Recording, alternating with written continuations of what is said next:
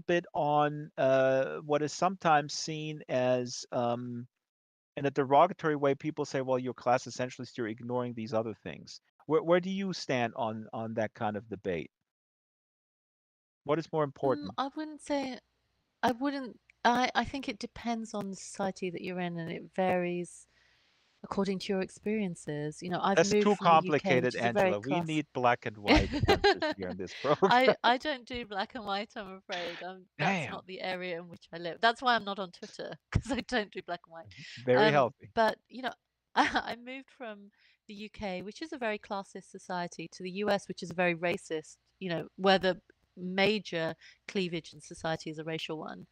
And that's not to say that class doesn't exist in the US or that race doesn't exist in the UK. They do.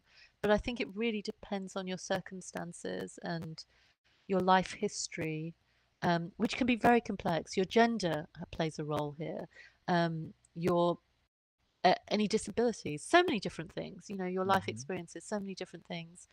But I went, when I was at school, I went to a what they call in the UK a state school, which in the US you would call a public school. And I really saw how systems let people down. Kids who Right. were, repeatedly we were commanded to dream small all the time. However good we were academically, however hard we worked, we were always expected to dream down. And I've noticed now I'm fortunate, and this may make me a bad socialist, I don't know, but I send my kid to a private school and I see exactly the opposite, that he is expected to dream up, Hmm. always to be as ambitious as possible. And that is one of the small ways in which class impacts your outcome in life. Absolutely. It shapes your expectations and what you're able to do. And it still makes me so sad to think of, how many children, the majority of children, who will never get to do what the elites in society, or the richest portion of society, will never be able to do, not because they're not capable, obviously, but because they are just never given that chance or opportunity. They're not even given the space to imagine that they could do it.